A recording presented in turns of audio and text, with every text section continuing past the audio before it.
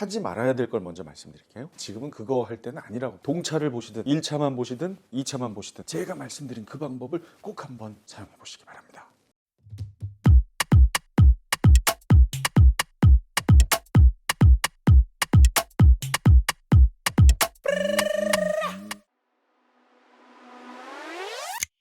그래서 경석으로 채널명 바꾸고 앉아서 경석으로는 처음 앉아서 합니다. 반갑습니다. 공인중개사 시험 보시는 분들에게 여러 가지 말씀을 좀 드리고 싶었는데 소홀했죠. 바쁜 일들이 좀 있고 그래서 못하다가 적어도 이 시험을 약 2달여 남겨 놓았을 때만큼은 이 말씀을 꼭 드려야겠다 싶어서 마이크를 켰습니다. 제가 1차를 봤던 재작년 그리고 2차 시험을 봤던 작년도 마지막 2달 9월, 10월이 제일 중요했습니다. 1년을 준비하신 분, 6개월을 준비하신 분, 4개월을 준비하신 분 모두에게 공히 중요하게 생각되는 기간은 바로 시험을 2달 앞두었을 때입니다. 아마 이제 기사에도 좀 나고 그래서 많은 분들이 아실 텐데 저 같은 경우는 작년에 2달 앞두고 정신을 좀 집중했고요. 너무 안 되겠다 싶어서 한 달 남겨놓고는 아예 집을 나와서 생활을 할 정도로 제 일이 끝나면 바로 녹음실 하는 작곡가 후배 사무실에 탕비실에다가 제 책상을 넣어놓고 거기서 밤 늦게까지 하고 그 자리에서 자고 다음날 라디오를 하고 하는 생활을 한 달 정도 반복했으니까요. 그만큼 2달이 성패를 좌우한다고 저는 생각합니다.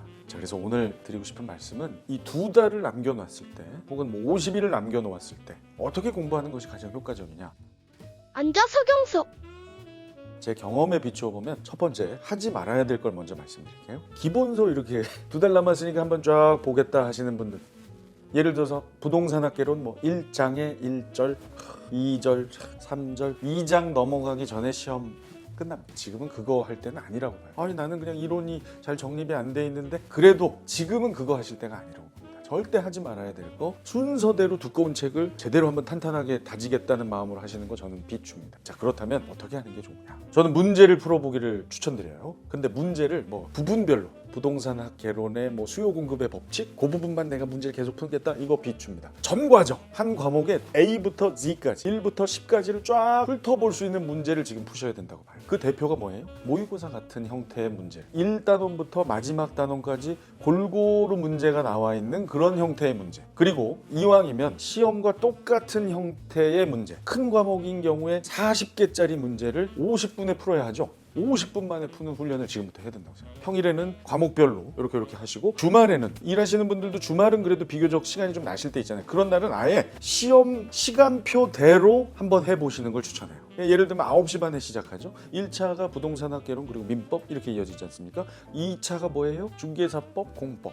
그 다음에 2차 2교시 뭡니까? 공시세법. 그 시간표대로 주말 같은 때는 토, 일 이틀 하면 제일 좋고요. 그중에 하루만이라도 그 시간대에 그 시험 문제를 풀어보는 겁니다. 그리고 나서 저녁에 해설지를 보면서 아 내가 부족한 게 여기였구나. 그때는 기본서를 한번 찾아보는 거죠. 무조건 나올 것 같은데 약간 아리송해진 부분 기본서 보면서 보충. 하지만 절대 기본서를 처음부터 순서대로 하는 거 하지 마시기 바랍니다. 모의고사 형식으로 계속 풀어보시는 거 강추입니다. 앉아서 경석.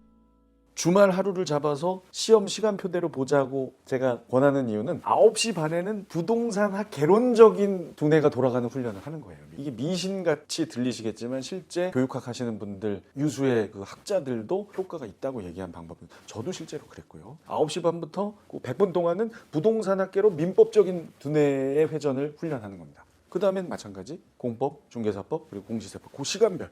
만약 그게 안 되시는 분들은 그렇게까지는 아니다 하더라도 대신 시계는 재면서 50분 안에 40문제를 풀도록.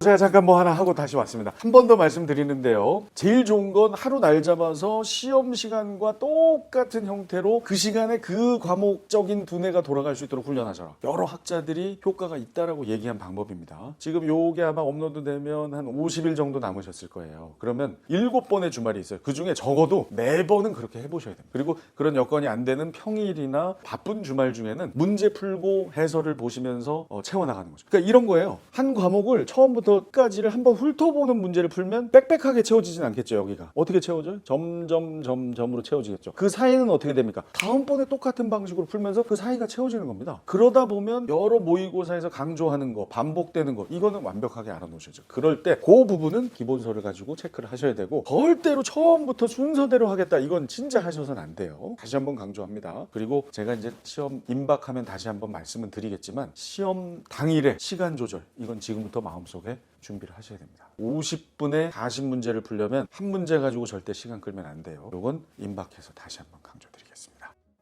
앉아 서경석. 자, 앉아서 경석 뭐 여러 가지 이야기를 해보는 컨텐츠입니다. 게스트와 인터뷰를 하기도 하고 앉아서 배국기 이사하고 대화를 하기도 하고 혹은 이렇게 공부와 관련된 이야기들을 제가 카메라 앞에서 얘기하기도 하고 그중에서 제가 가장 중요하게 생각하는 챕터가 바로 이 공인중개사입니다.